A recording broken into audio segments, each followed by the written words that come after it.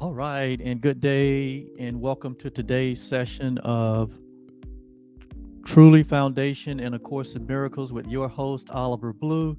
I am delighted to be here. Thank you for your presence.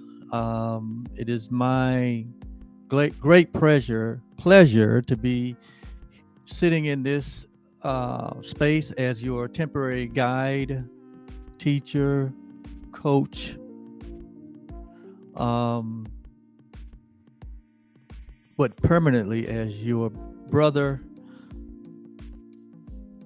and I even go deeper to say as your very own self, because there is only, in reality, the one self that we all share. We call it life, and life more abundantly. We call it to be awake, to be conscious, to be enlightened, to be aware. That's what life is. Life is awareness. What life is being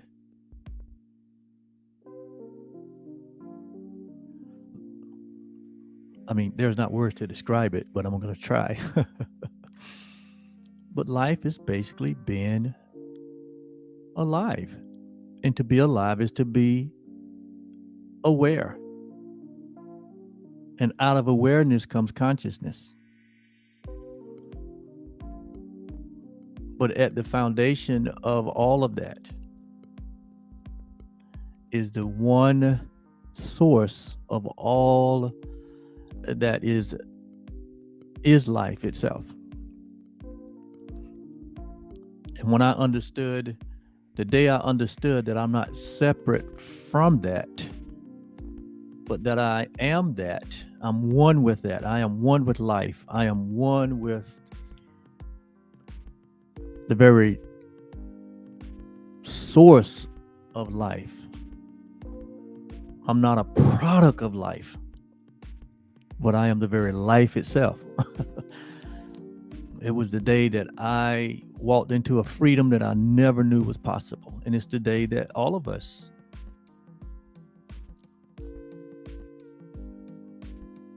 begin to accept the reality of our oneness, the reality of our nature, the reality of our essence, which is the same nature, the same essence, the same life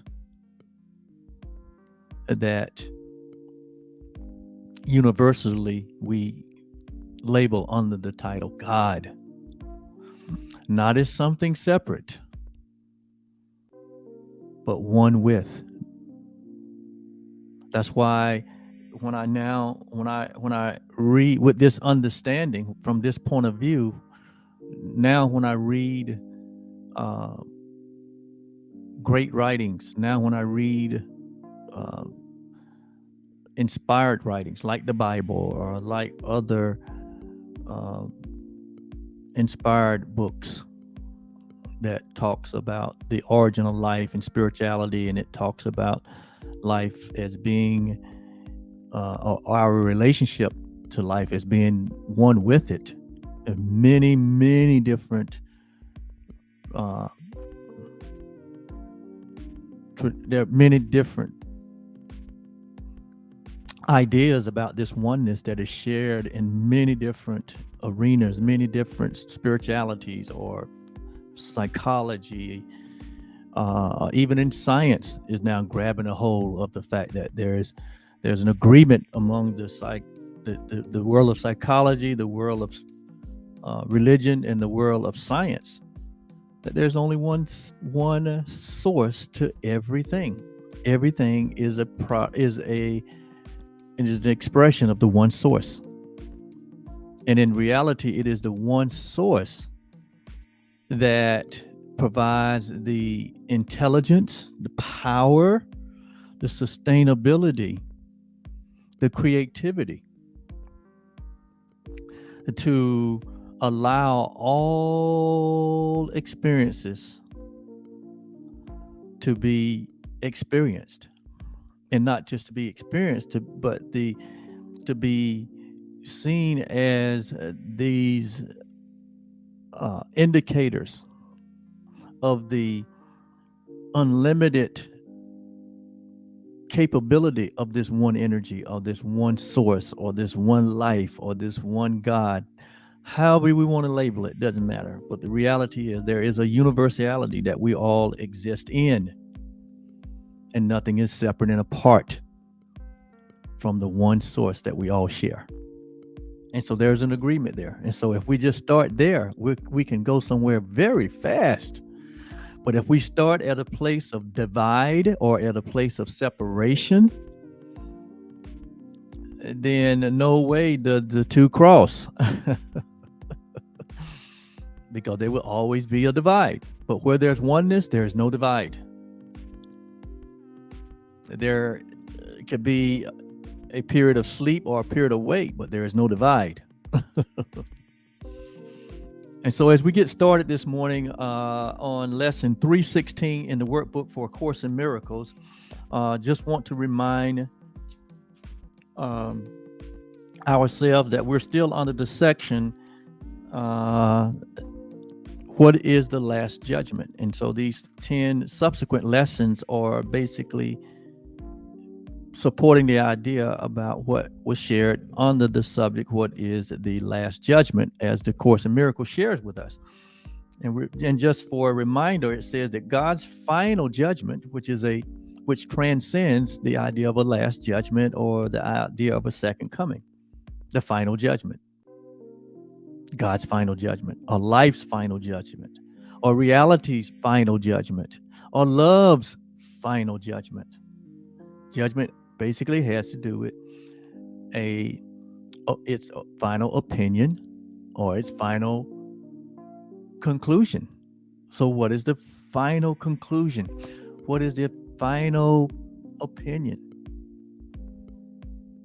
that has been spoken here by the one source? What is God's conclusion? What is the conclusion of all of this? Because all of us come to a point that in our life that, we come to a conclusion about life.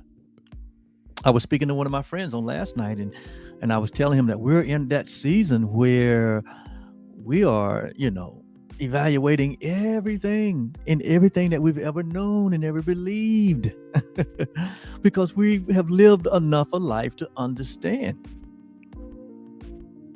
that it is only that which is real that really matters. It is only that which is eternal or infinite that really matters. All of these other activities and events and sensations and relationships and all that we've done in life for, these 50, 60, some of us 70 years, some of you out there 80 years, 90 years, whatever. When you've gotten to that stage in life, you ought to know something. We ought to have learned something and have come to somewhat final conclusions. And so that's what this section on the last judgment, which turns us to a final judgment or a final conclusion. What is the conclusion of the matter? So we go to the Creator. We want to know what the Creator thinks about the conclusion, because you never ask the thing about itself. You always ask the maker of the thing. You always ask the source. You always ask the source. If you want to get an exact answer, if you want to get an accurate answer, an accurate response. And so here God is saying, this is my final judgment. This is my final conclusion. It says God's final judgment is as merciful. Is full of mercy as every step of his appointed plan is blessed. His appointed plan to bless his creation. So all of this is about you. All of this is about God's blessing his creation. And we have come to understand that God blesses his creation, and God created the one thing. And he called it the I am, or he called it you and me.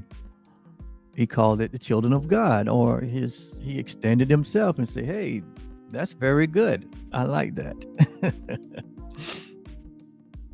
And so, but we have to remember when we were created, and there was no time, no space. We were created before the world was. We were created not as form, but we was an idea, an extension of God. And ideas leave not their source. We've learned that here in the course.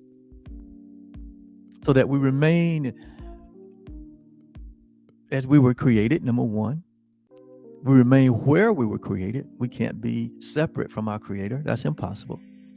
Ideas can't leave their source. If you create something, if you originate something, even if it goes around the world, if you sourced it, it remains with you.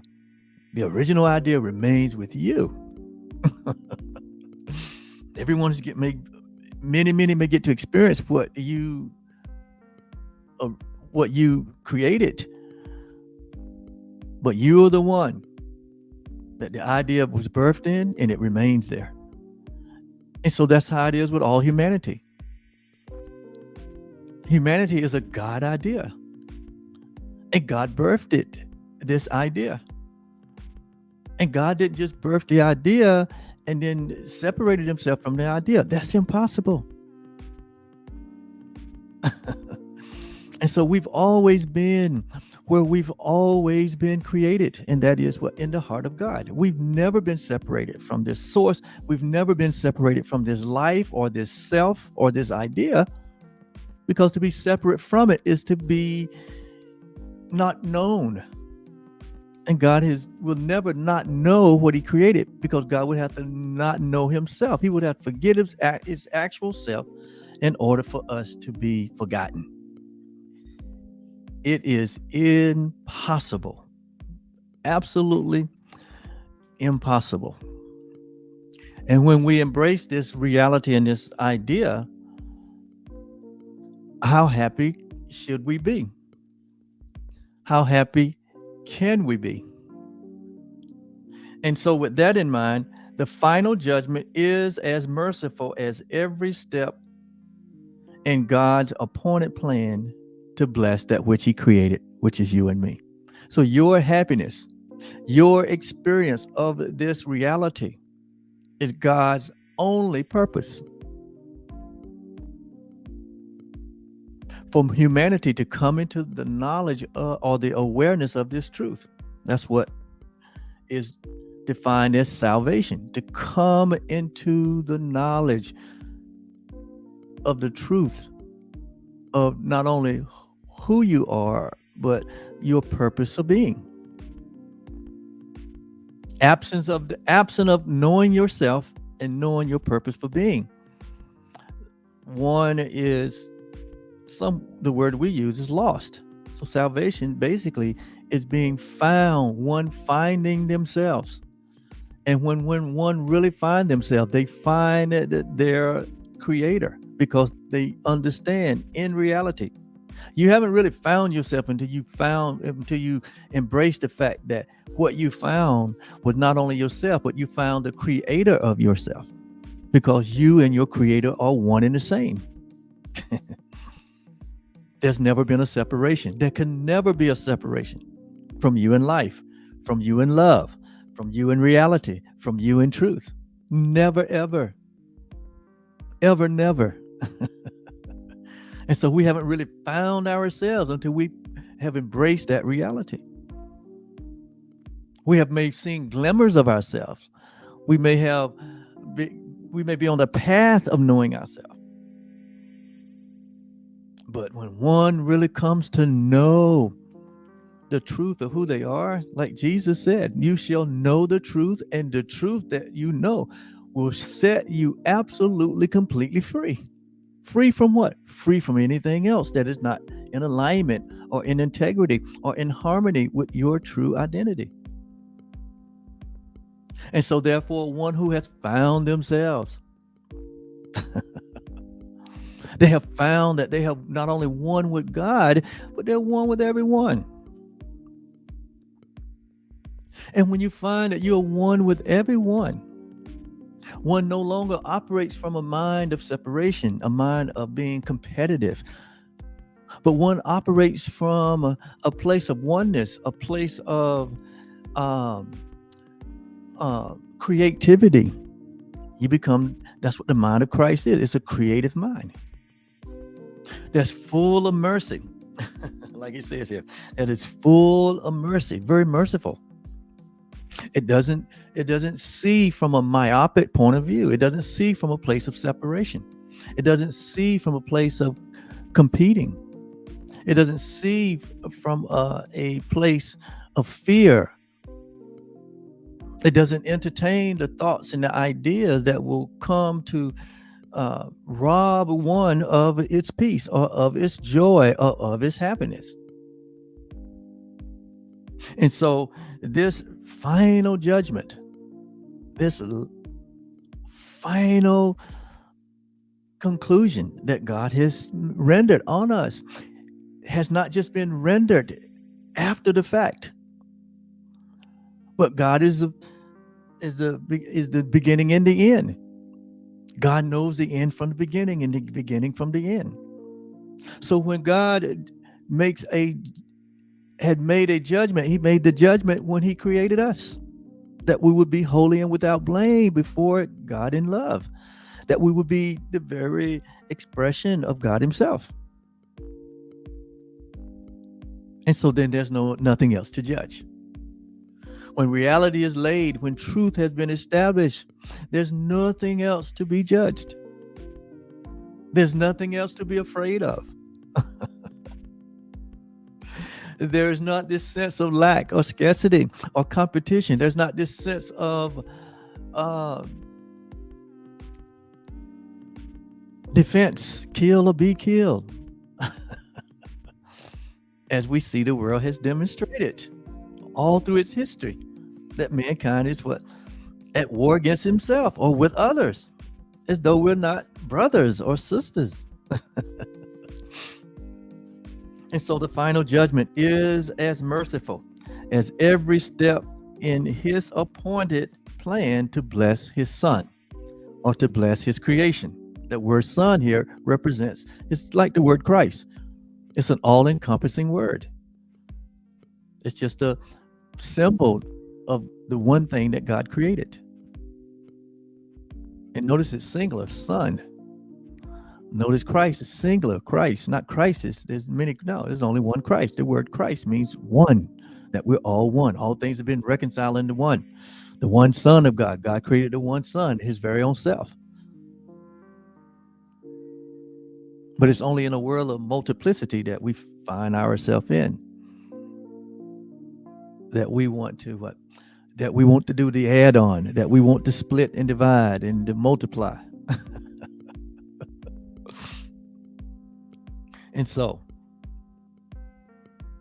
God has not only appointed a plan to bless us, but has called us to return to the eternal peace. Notice now, eternal peace. There's a difference in the peace of this world and the eternal peace of God. One passes understanding. The other doesn't pass anything. It passes on fear and guilt and condemnation. The peace of this world. The peace of this world doesn't, the peace of this world is very, short-lived. In fact, we're one thought away from losing our peace in this world, if that's where we think that the peace is. You're one thought away from losing your balance. You're one thought away from self-sabotaging by embracing an idea or a thought that is antithetical to your reality. And these thoughts always come in the form of what? Separation. Always in the form of what? Division. And if we are not highly developed or mature, we'll find that our mind becomes the playground for all kind of divisive, immature, self-defeating ideas. And so we have to be wise. We have to be, we have to embrace the oneness that we share and put all of our marbles in that oneness. We can't hold one marble back. We can't have a second plan. We are all born of love, and love is all there is, and there is no other option. There are no other options in reality. If we're to escape the suffering of this world, if we are to escape the anxiety that is running rampant in this world, we have to embrace the reality of the truth of who we are. If we're going to, if we're really going to, experience the peace that passes the natural proclivity, we're going to have to accept our true identity. We're going to have to accept the fact that we have equality with God. We're going to have to accept the reality that when you have seen me or anyone, you have seen God himself. Like Jesus said, when you seen me, you seen the Father. Likewise, Jesus said, I and my Father are one. This is the way he was thinking. This was the mind of Christ. This is the mind of an awakened one. This is what we desire. This is what we desire, even if we don't consciously know that. We think we want the objective things of this world. We think we want the money and the cars and the homes and the relationships and the prestige and the favor. We think that that's really what we want, that if I can really just get this, that then all will be well. Only to find out when we get it. Because it's in form. It's only fleeting. It's only going to last for a little bit. Then we're going to feel unfulfilled. There's got to be more. You mean this is all there was? Okay, I got 8 million. Is this what it feel like to be a multimillionaire? I got 6 figures. Okay, this is what it feels like to earn $500,000 a year. Or, ask a billionaire or ask a trillionaire. Once they get there, they'll tell you it's not what they thought it would be. Yeah, they could buy up anything they want. But none of that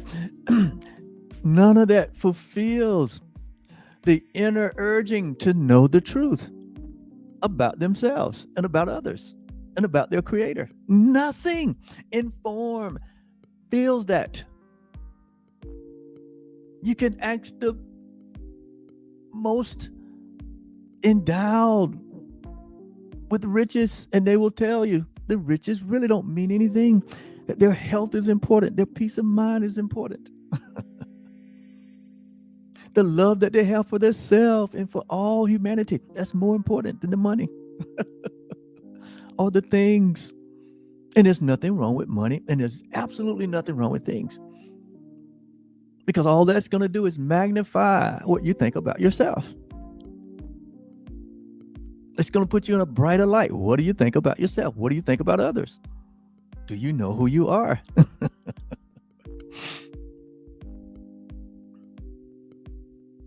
And so the call is to all of us to return to this eternal peace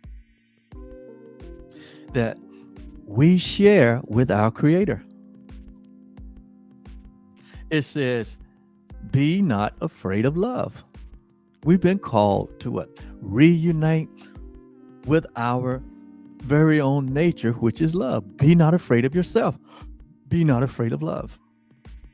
Be not afraid of the offerings of this world that would attempt to be a substitute of the love that we share.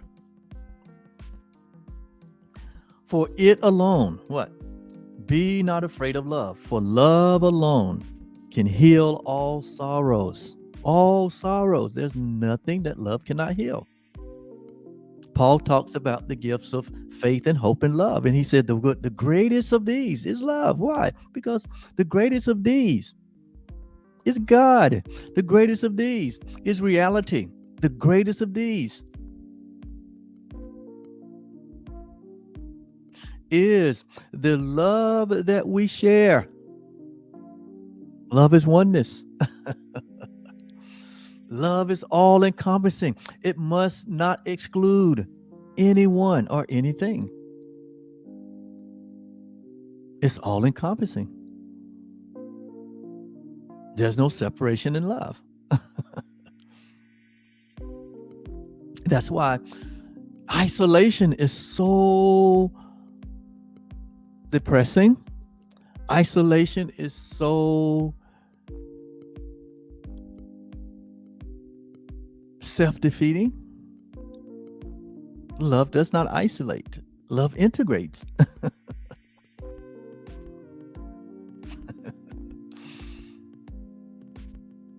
Love integrates. Love says what? No, there is no multiplicity. It's only the one of us.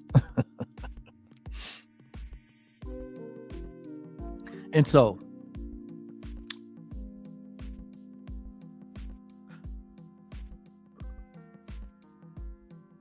for it alone can heal all sorrow. It alone can wipe away all tears. Do you feel like crying?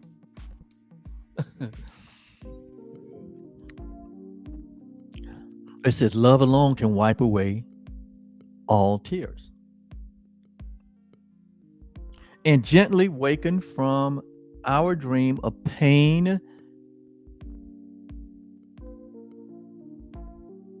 that we, whom God acknowledges as his very own. Be not afraid of this, for salvation asks you, give it welcome. And the world awaits your glad acceptance. Why?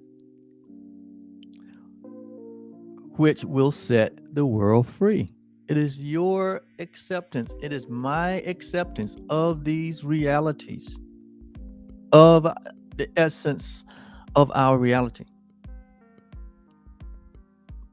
Your complete likeness, your complete imagination,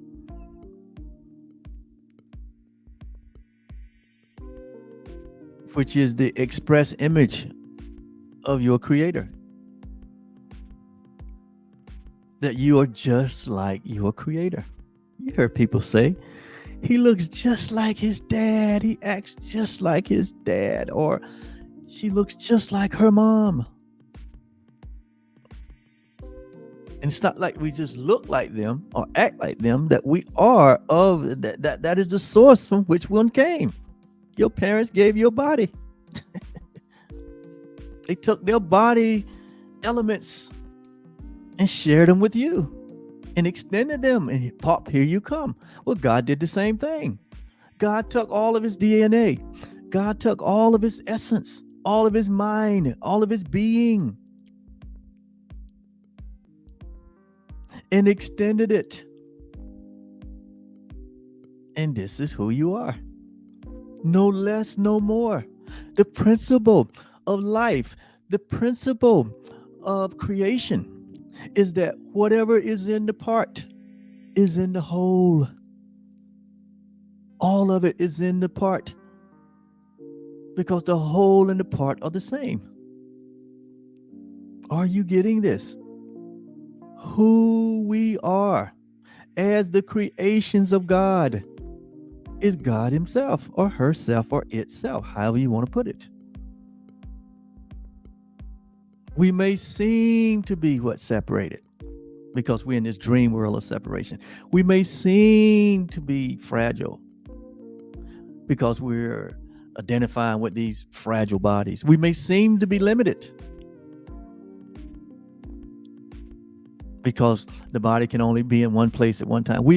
All this may seem to be a happening, but life is not about seem. Life is about reality. But the reality is, we are having these experience, this human experience, but this human experience does not change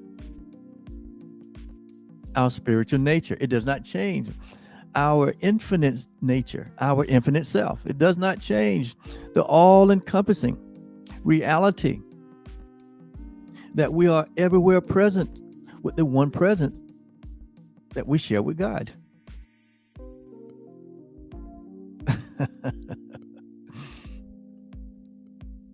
And so salvation asks us to welcome our reality. Welcome yourself. Introduce yourself to yourself. Say, hi, it's great to meet you.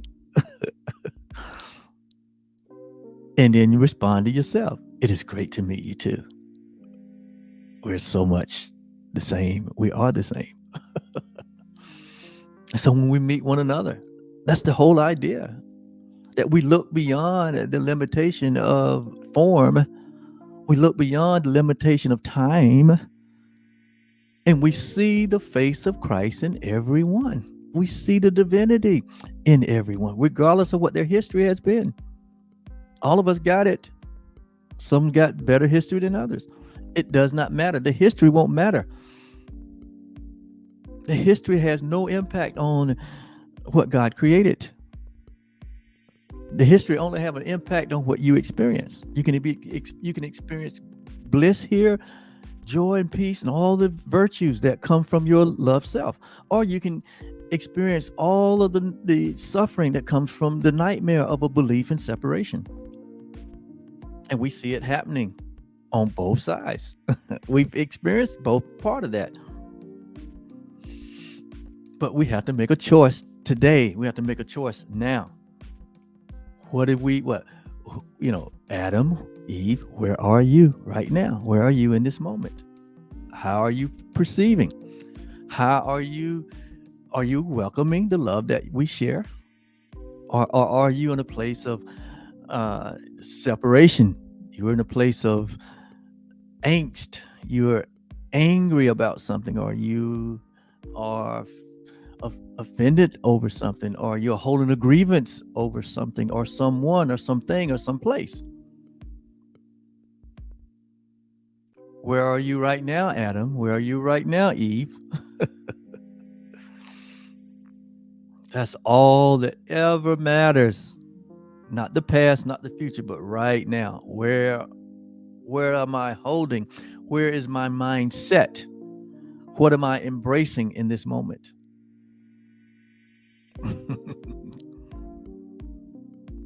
And so the world awakes our glad acceptance, because the world gets set free. So this is God's final judgment. If you've never heard it before, you can hear it now. Because remember, only thing that matters is now. It doesn't matter what I thought in the past or what I might think about the future. The only thing that matters is what I think right now. And right now, the Course is sharing with us that God's final conclusion concerning his creation is this. And it's always been this way. It's never changed. I'm the Lord thy God, what I change not. What humanity doesn't change my opinion of what I did. I know what I created. I know what I placed in them. I know what is in me is in them. I know what the potential is. I know what the infinite possibilities are for all of us. He said, I know that, because I'm the creator. I know what's in them. I know what the capability are. He says, so my judgment of what I created has never changed, has never been altered, not one iota. Not one iota. No matter what the stories have been told, no matter of what our opinions have been. You never ask the thing about itself. You have to ask the creator of the thing. And love is the one that created us. Love is what created us. That's why I love John's writing. In the New Testament, John says what? Everyone that is born of God is born of love. Why? Because God is love. So God knows that you are love. That's why here at Truly Foundation, our mantra, and we'll sing it throughout all eternity. We'll sing it all over the world. We'll share this mantra in every venue that we get to play in, that we get to express in. And that is truly, which means the real you loves you. The real you loves you. When we come to know our real self, we'll find ourselves to be loved. Why? Because the real you is love. And that is who all of us are. That is what all of us are. And so, God's final conclusion about the matter is this: that we are still his holy creation. Notice now, holy, Holy. We've always been holy. That's why Jesus said, be holy, for I am holy. In other words, be holy because the Creator is. You can't be anything other than that. Any idea that you have embraced other than that, he said, is what? It's a thief and a robber. It's trying to rob you from your peace, rob you from your identity, rob you from the unlimited, infinite love that we share, regardless of where it came from. He said, but I'm telling you the truth. He says what? You are still my holy creation. Paul picked up on it in Ephesians when he says what? Before the foundation of the world, it was already established that we should be holy, blameless before God. How? In love, because God is love. So this is your final judgment. Forever innocent.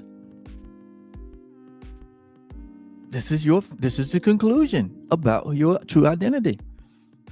That you are holy and you're innocent. And it's in your innocence that's your salvation. Knowing that you are innocent. And the knowing that you are innocent will remove all doubt, will remove all guilt, will remove all fear. Knowing that you are innocent in no sin. You may not be innocent before man, but you're innocent before God, in the sense that what we experience in this life as judgment and guilt and condemnation is merely a result of not knowing who we are.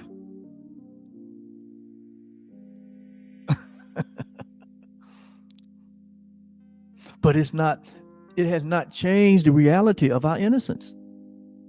It impacts your experience, your human experience, but it doesn't change the reality of your love nature.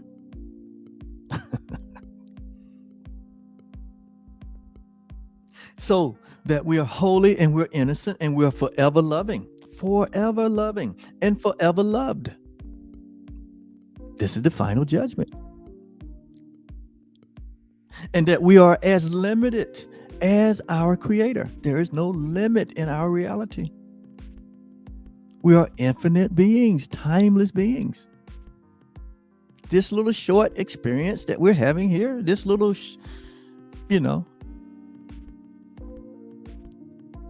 when you're traveling a long way, people travel 18 hours, 20 hours on a trip, and they may stop at the rest stop for 15 minutes to use the bathroom and get some snacks, but then they're back on the road.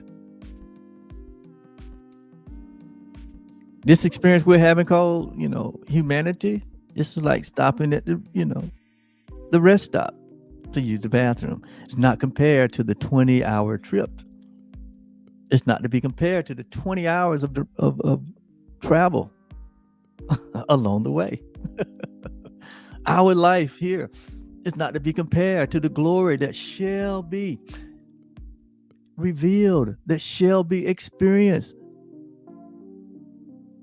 beyond the limitations of this time. We're taking life too serious. So we are limitless, we are loved, we are innocent, we are holy. And then it says, and completely changeless. See, completely changeless. What God has created cannot be changed. So what God created you before the foundation of the world. That can't be changed. It can't be altered by a little human experience. And forever pure. And so who we are in reality is like Jesus said,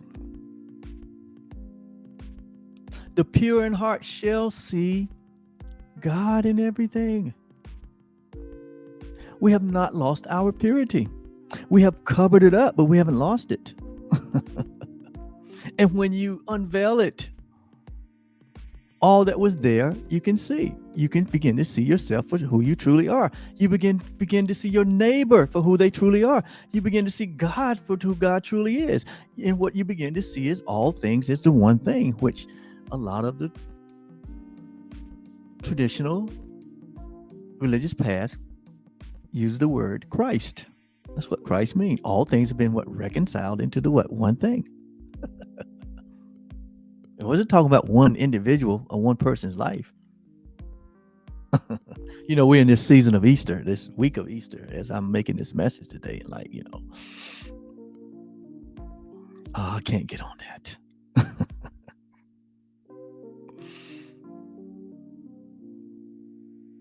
I may have to do a whole Easter message, but it won't be a traditional Easter message.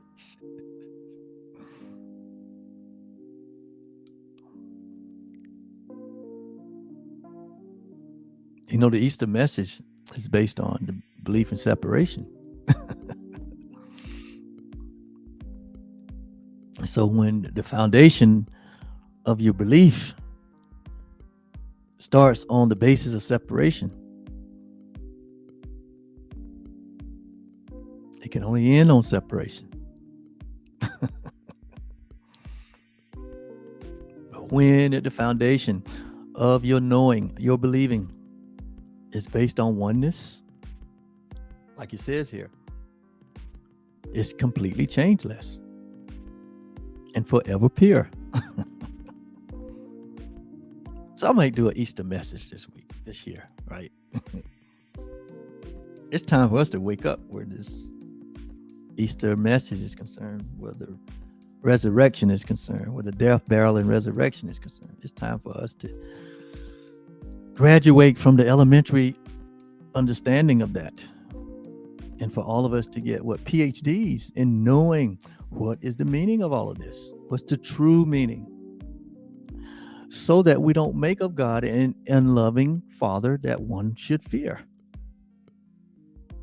If the message makes us have any sense of fear or dread of final judgment,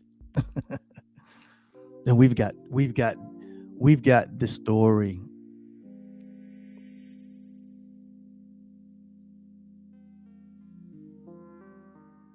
We've added our meaning to the story.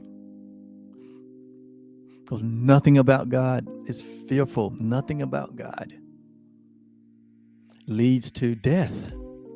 The whole idea of a story as it was told, and the purpose for which the story should lead us to a different conclusion, and that is the conclusion that death is not real.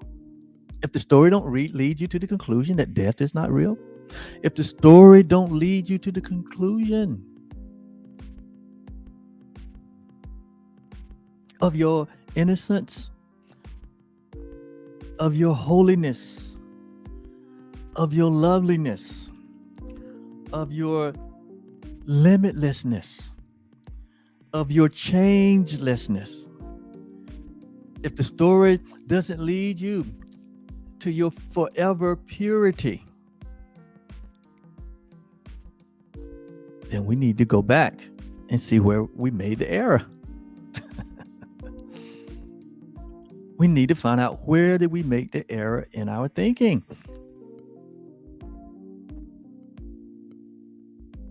And so therefore, the story is about what? Awaken and return. Awaken and return. Awaken and return to the place that you've never left. Because in dreams, we go nowhere. and falsity, we go nowhere. And so the story, if interpreted correctly, should lead us to the final judgment, as God shows here. And that is that we have been on a journey of waking up.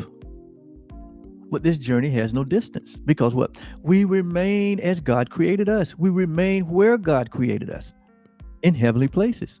We remain what? In the heart of God. We remain as the holy home of God. We remain as God. If that's not the conclusion of the matter, then we need to go back, because something is wrong. God is changeless. God is changeless.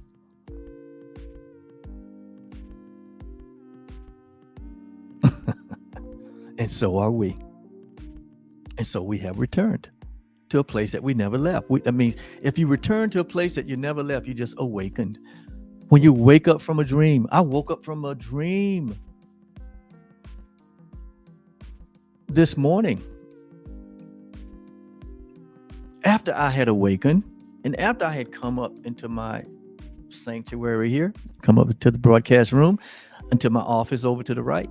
And as I was sitting over doing my daily ritual, I do have a daily ritual. I hope you do too. And I kind of dozed off while sitting at my desk in my meditative time. And it wasn't long. But in almost like a split second, I had this dream of one of my goals that I have set for myself for this year. I had a dream that the goal was fulfilled, and it was like real, and all my emotions were in it. All my psychological self was in it. All my physical self was in it. It was so real. But it was a dream. And it felt good. All dreams are not bad dreams, but some dreams, depend on what the side of your mind, the ideas that you are beholding to. And then I woke up in an instant and realized, oh, okay, I'm still sitting here. I just dozed off. But man, wow, that was a great feeling, because this is one of the goals that I have written. This is going to happen. And it is going to happen. Why? I already seen it. But I realized what? No, I'm here. I'm still in the same place. I haven't gone anywhere.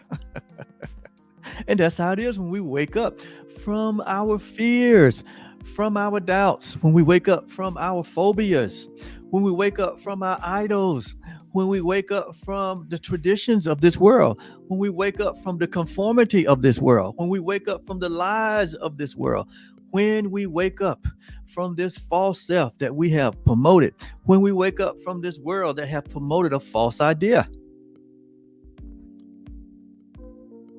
we realize that we haven't gone anywhere.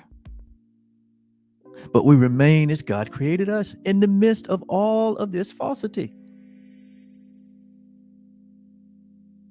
In the midst of all this falsity. And that's how it will happen for all of us. Right in the midst of all of this craziness, will you awaken? And when you awaken, like Jesus said, you become the light of the world, because that is who you are. You begin to light up the world.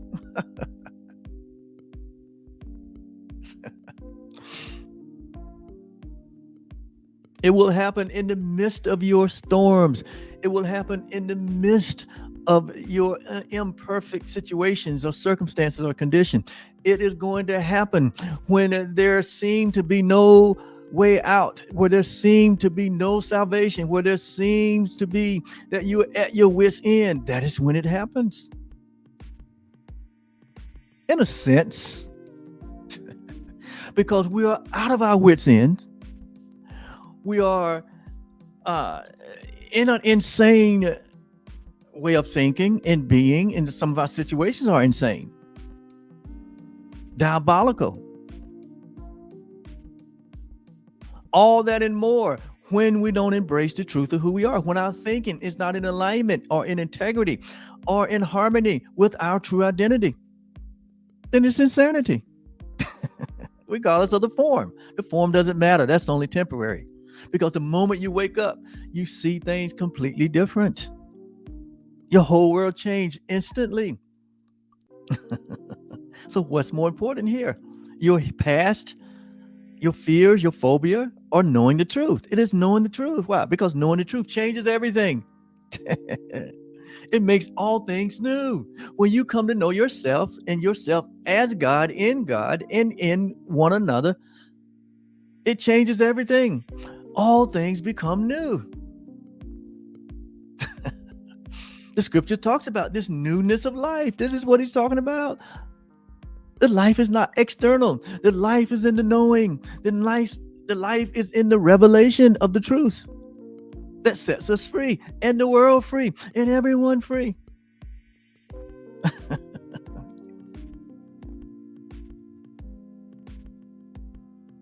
Therefore, awaken and return to me, for I am your Father, and you are my creation. You're mine. We belong to God. God is our only reality. And that was a long preference to our lesson for today. But our lesson for today is all gifts I give to my brother are my own. Let me say that again. All gifts that I give to my brothers are my very own gifts. Our previous lesson, 3:15, says all gifts that my brother gives to me belongs to me. All the gifts that my brother gives belong to me. So this is, again, acknowledging the final judgment, that we're one. That what we give to our brother, we give to ourselves. What our brother gives to us, he's give to himself. Why? Because we are one. So how we're thinking about ourselves is how we think about others. How we think about others is because the way we're thinking about ourselves. We're not separate. We're one. So what thoughts are we holding that we will not want for ourselves? You're going to have it for yourself. What thoughts of fear are we having? Where do we feel threatened? Where do we feel unprotected? That we hold this idea that God is not for everyone. God is just for me.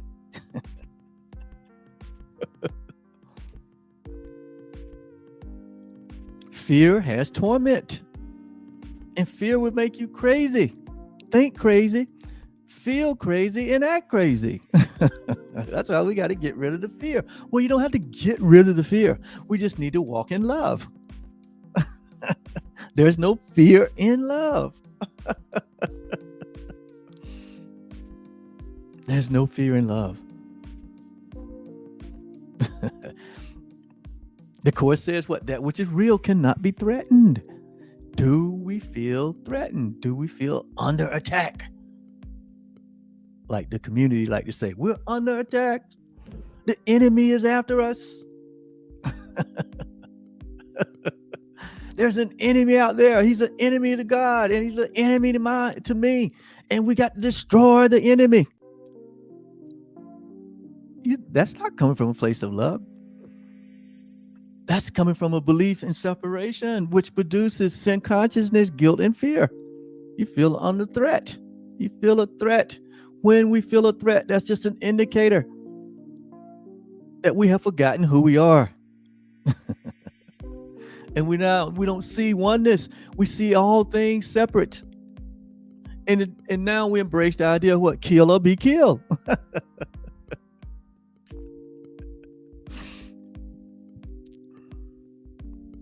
But that's not what we want to give to ourselves. So we don't want to give it to our brothers.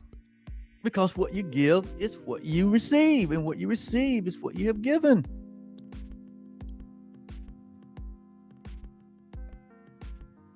And so all gifts that I give to my brother are my very own.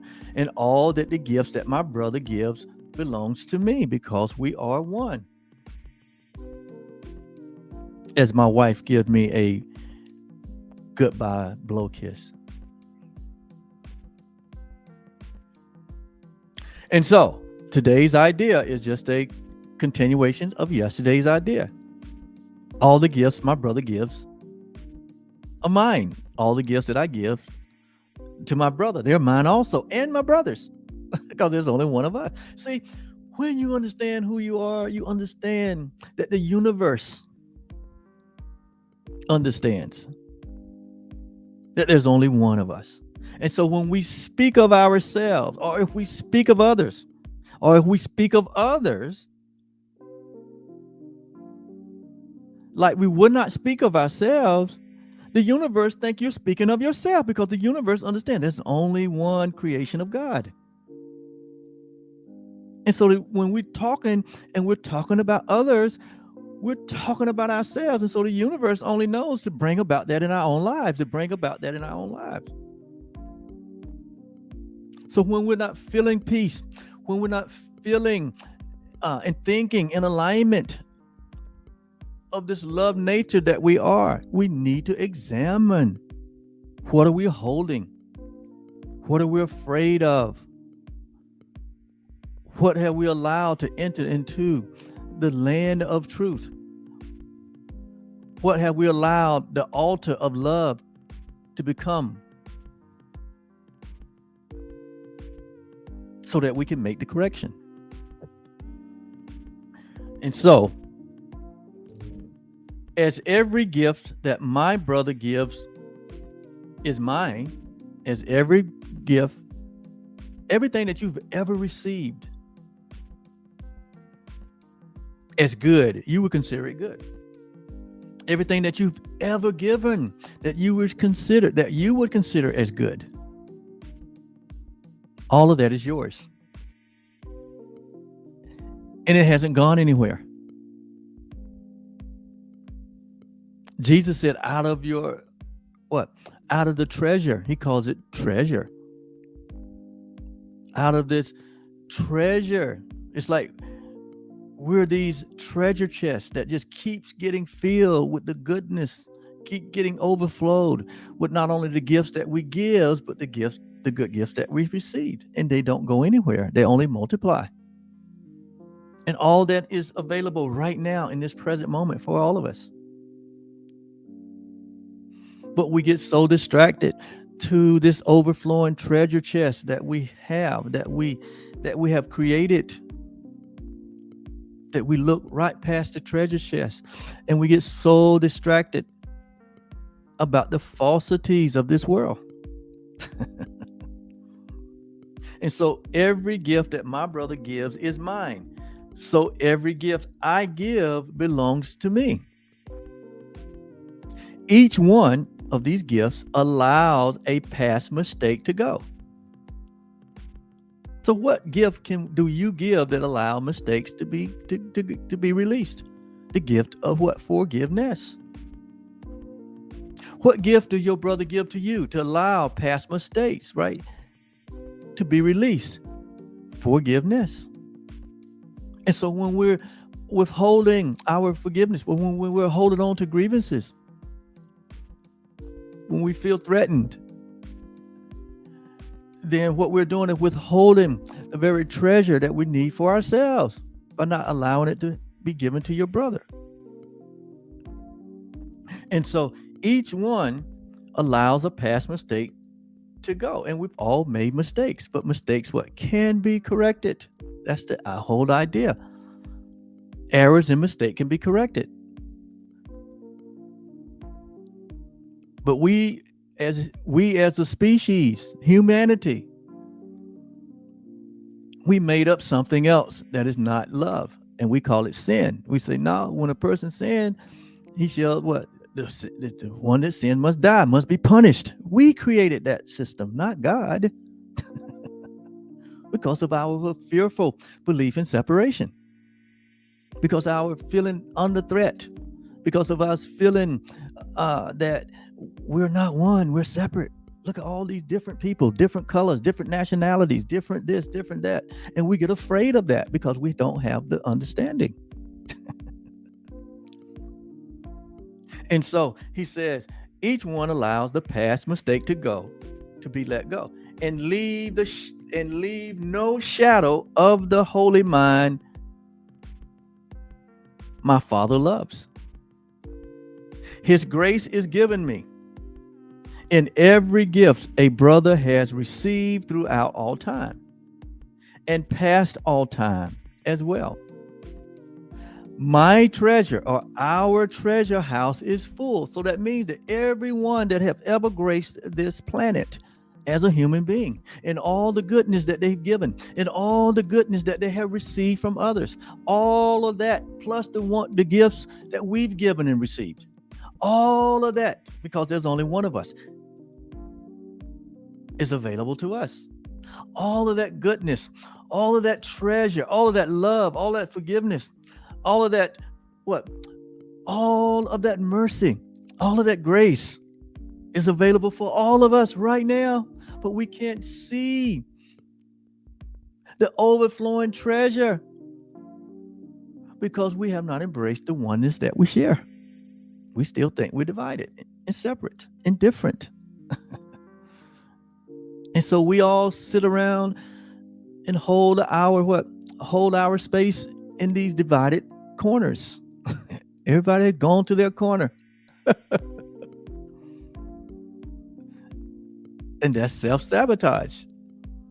Everybody has labeled themselves different and have weaponized themselves and say there's a great war coming, there's a great judgment coming.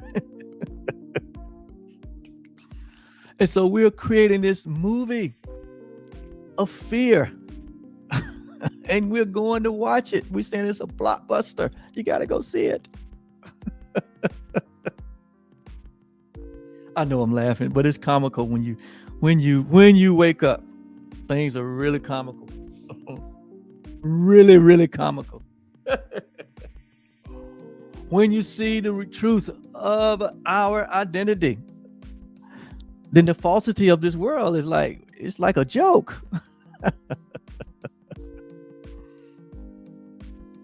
And you have to laugh to keep from crying. So it says, my treasure house is full.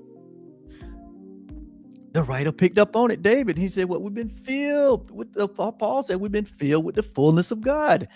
David says, in the presence is fullness of joy and pleasures forever. Where did that come from? The knowing of the truth, that every good and every perfect gift comes from God, comes from the God that you are and the love that we share. And it has no shadow of turning. And it's right here and right now, right here and right now in your presence. If you could see through the eyes of Christ, if you catch this Christ vision, you would see the treasure that is everywhere present. Regardless of what's happening in the world, regardless of what they're reporting on the news, regardless of what you might be feeling, regardless of what you might be thinking,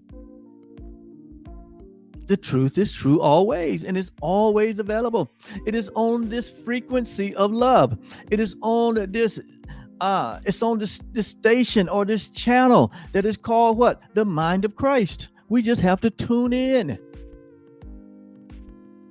We just have to make a decision to welcome and embrace the truth that is true always concerning us, and to let go every falsity, every credence that we have ever held about ourselves and about others, to let it go. It's called forgiveness. And we can do that in one instant. And in that instant, we begin to see clearly now that the reign of separation, the reign of falsity, the reign of ego thinking, the reign of greed and scarcity, the reign of fear and lack, the reign of prejudice and inequality. Those things don't reign anymore. REIGN. But the rain, the rain, the blessings of God has come. We can see clearly now. Why? Because the blessings of God, not that they have come from anywhere, but they have come into my awareness. They was here all the time.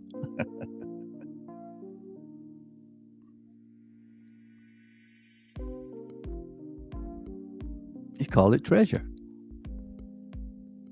It says that we have this treasure. Where? In earthen vessels. That the power would be of what? Of God and not of what? Our limited false self. So our potential is not this limited self that we have made, but it's the unlimited reality that we hold and embrace as being the essence of God itself. And so the treasure house is full. The angels watch it, watched the open door, that not one gift is lost. Jesus said, all that you've given to me, I've lost nothing. And when you wake up, you realize that all that you've been given, you've lost nothing. Why? Because it's changeless and it's unalterable. And only more can be added. Jesus said, all that the sleeping ones seek after, he said, it shall be added unto you when we seek first the reality. He calls it the kingdom. That's what he's talking about. And so he said, let me come to where my treasures are and enter in where I am truly welcome and at home among the gifts that God has given unto me. This is what happened when we wake up to the truth. We realize that every good, every acceptable, and every perfect gift of God has been given unto us, that all things good are ours now. And that we become that now moment. And we begin to attract that good and that acceptable and perfect will into our life. We are the coming attraction. There's some reality to this, the law of attraction, because it is a law. We just misused the idea, and it got a lot of people into some bad places. But when you get understanding that you are indeed this marvelous creation of God, that you don't just attract, but you are actually creating. You're creating love only. You're creating good only. You are creating only ideas. You're creating only ideas that help all humanity equally. It's not a competitive way of being or seeing, but it's a creative way of being and seeing, because we're all one and the same.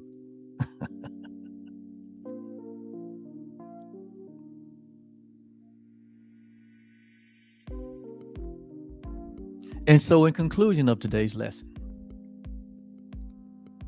all gifts that we give, all the goodness that we have ever given to another, are but the same gifts that you've given to yourself, and they're still here. All gifts that's been given by anyone that ever graced this earth, that's good and in alignment and harmony and integrity with the goodness of God, they're here and they're present and they're yours. They are everyone's equally. It's not based on the systems of this world, the economies of this world. It's not based on the history of this world. It's not based on one group leveraging over another. It's based on equality. God is an equal opportunity. God is not into 3% controlling 97%. That's not a God idea. That is the result of a mind that has gone mad, a mind that is fearful, a mind that is guilty, a mind that is isolated. That's not the mind of Christ. That is not the mind of Christ. And so, Father, we would accept your gifts today, that they're all here and that they're all ours equally. We do not recognize them. Remember, enlightenment is but a recognition. Salvation is but a recognition. Awakening is but a recognition. It's not a baptism. It's not a confession, but it's a recognition, your recognition of your oneness with God and all living things. That's true salvation.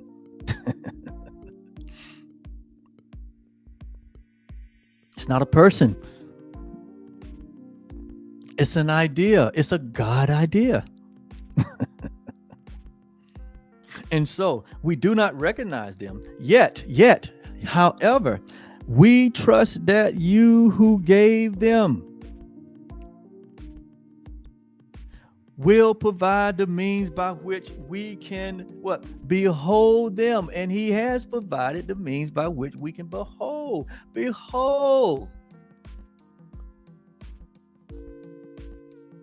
By which we can get an insight. God has provided the means. And that means that he provided is your awakening. The means that which God has provided is your salvation. Your coming to know who you are. That's the only means. That's the only source. That's all that one needs. It's but a recognition. I didn't recognize it in the previous moment, but I recognize it now.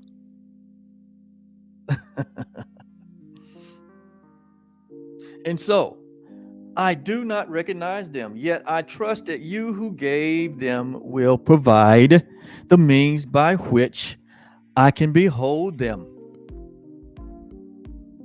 and see their value or see their worth and cherish only them as what I would want for myself and only that which I would want for my brother. Because I am my brother and my brother is me. When we awaken to that revelation of our oneness that we share with each other and that we share with God, and that it is no different, that we share the same life, we share the same being, the same self, the same essence, the same love, the same reality, the same truth, that we are infinite beings, that we are impersonal, that in reality we're not persons, but we are this one self, and that we are self-aware of all of this, that we transcend all of this. We can stand apart from all of this because we are the source of all of it. We're the one that projected all of this into the world. The world is no more than a projection of the mind of humanity. And when we see the mind of humanity changed to its nature of love, then and only then will you see a change in the world. So it is about the mind of Christ. Jesus said, let it be in you, because it was in me. And it was because I allowed it in me. I was able to project it out among those that I fellowship with. And when anything that came to me that was not of the life of God, my projection was able to overshadow it. My light was able to put that darkness out. Thus, this is the way God intended for it to be in your life and my life, that our life should be a life of light, a life of love, a life of mercy, a life of awareness and understanding, a life of Christ consciousness to where we know that it is only one of us. That's why Jesus said, as much as you have done this to the least of them, you have done it to me. He understood that that was him. The one that is downtrodden, the one that is brokenhearted, the one that is struggling with addiction, the one that is struggling with identity, the one that has been so conditioned, so infused with a myopic opinion of themselves, that have a low self-esteem of themselves, that have an image of themselves that is not real.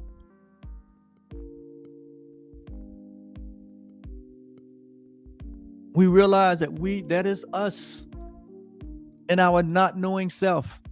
And now that we're in our knowing self, now that we have embraced the truth for ourselves, we become the light, we become the healers, we become the forgiver of the entire world. That is what your life has become when you walk in this love that we share, when you walk in this light that we are, when you walk in the equality that is a part of our creative nature, that is whole and complete and holy and innocent.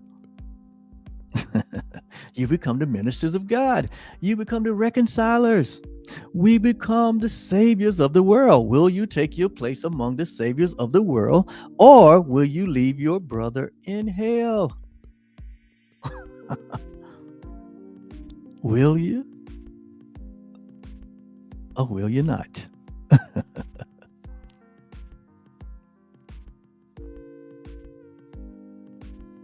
Well, that's lesson 316. All gifts,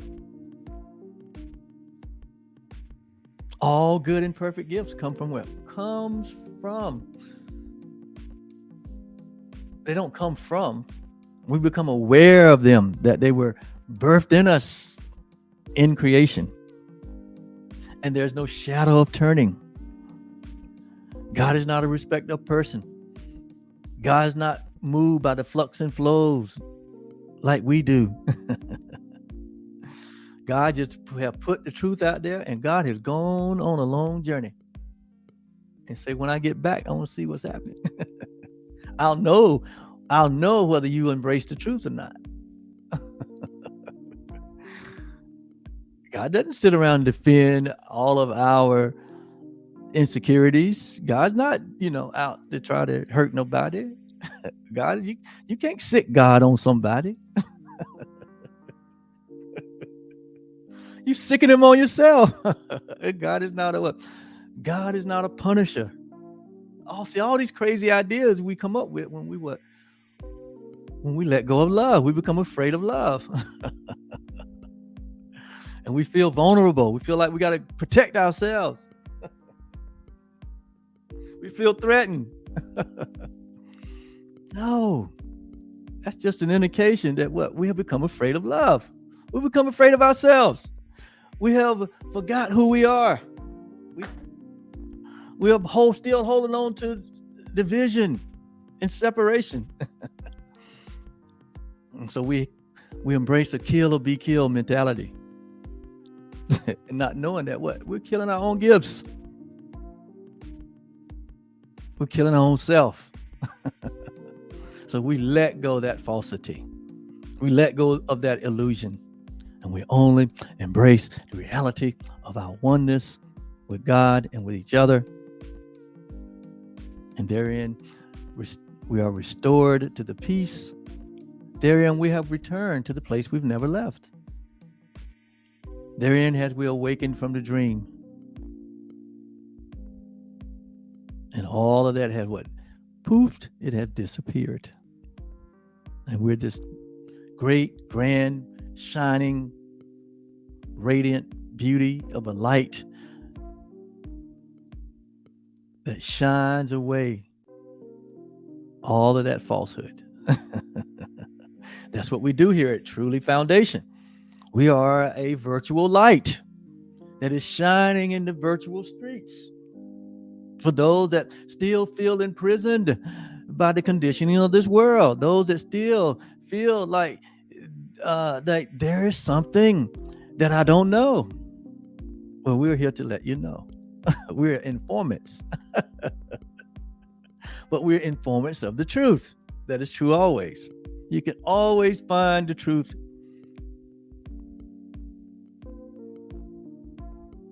where there's liberty. See, there's liberty. Where there's truth, there's freedom.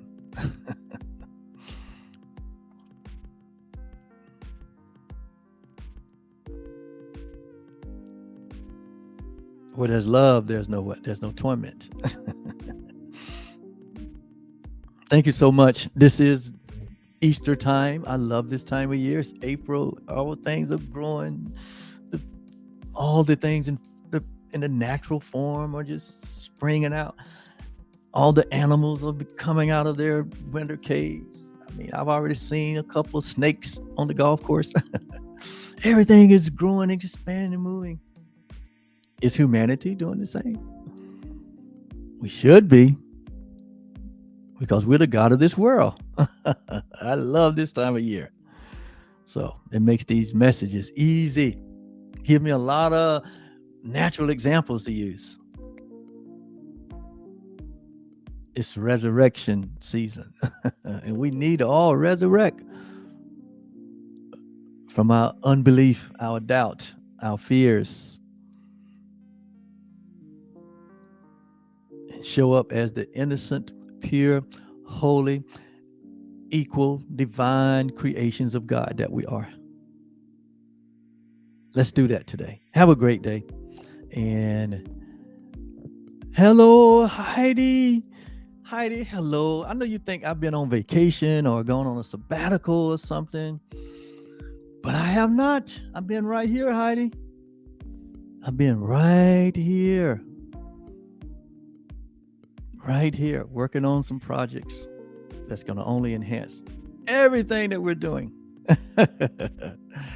So good to see you, Heidi. I'm going to get back on my regular schedule here. So, but I had to take care of some things that is only going to make this better. All right. So you hold down the West Coast. I got the East Coast. Together, we got it all. All right. We'll see you next time. Have a great day. Bye-bye.